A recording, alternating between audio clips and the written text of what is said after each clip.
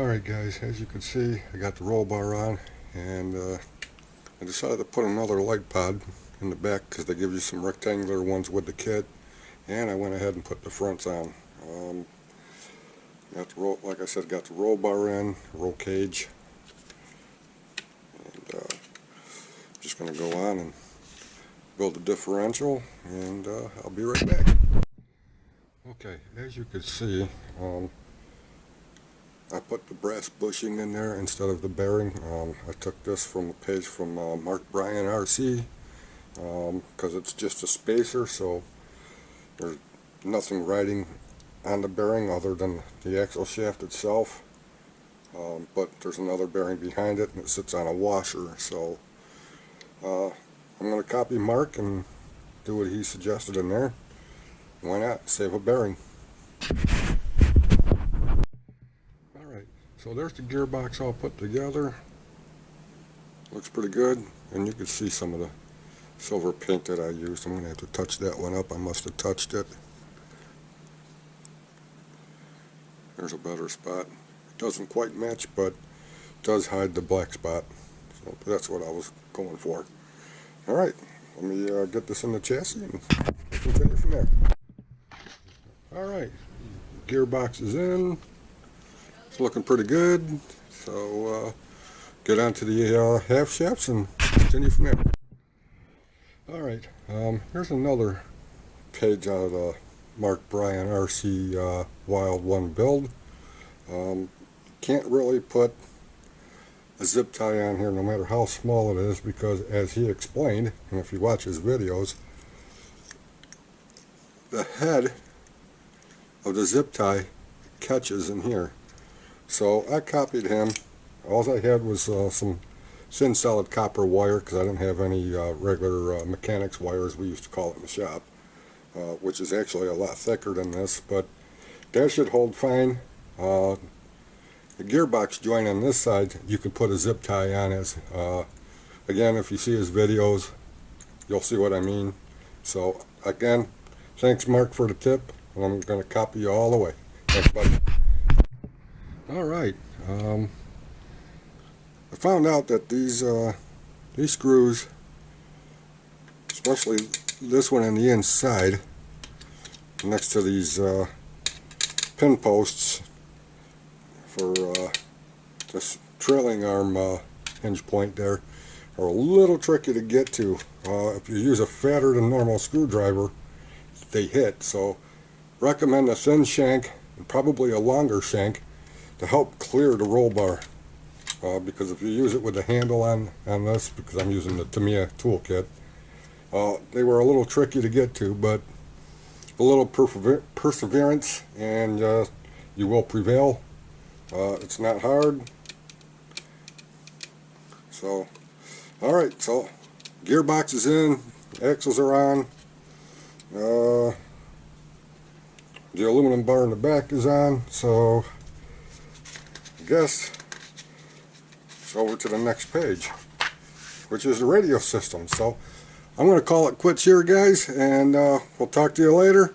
Thanks for watching. Have a good time. Again, Mark Bryan, Addams Playground, a couple of other ones. They have several tips and ideas on how they built theirs.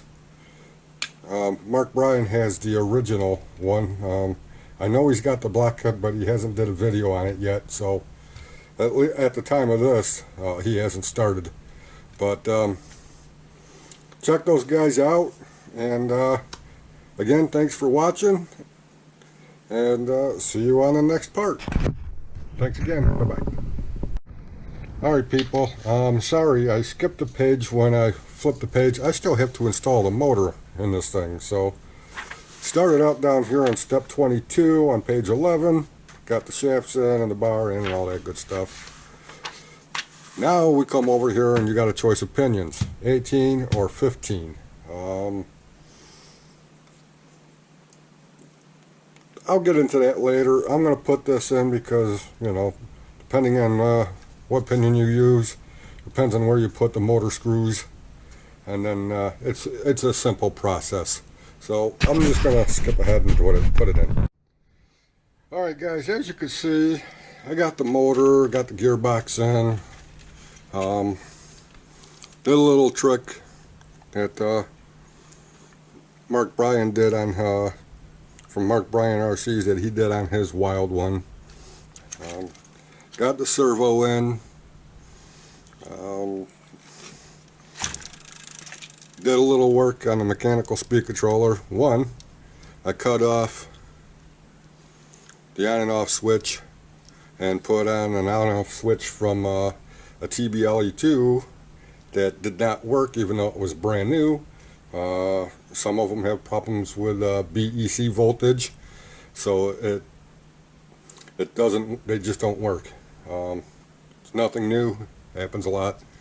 And I put on a T-plug because that's what I run. That's just sticking, but got my FUBAR R304SP because I'm going to be running my FUBAR 4PS or 4PV because I don't want to run a junk cheap radio in this thing and have a problem with it when I do run it. Went ahead and I got the top bar on, but it's still loose, so I can actually get the body panel on the right way.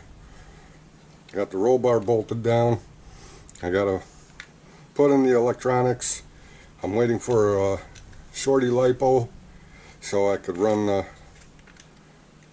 well, that way I don't have to have the battery wires on the outside. That just looks awful. So a shorty pack, I think that was going to be borrowed from Pete Wylie of Pete Wylie RC Adventures. I think that's what his channel's name is. But that's it, guys. And then once I get the radio and stuff in, then we'll come over and I don't know about painting this body. There's this driver figure. I don't know yet. But get the body panels on. Got the wheels and tires on already. There's nothing to that. So I'm just going to get back to you when I get it done.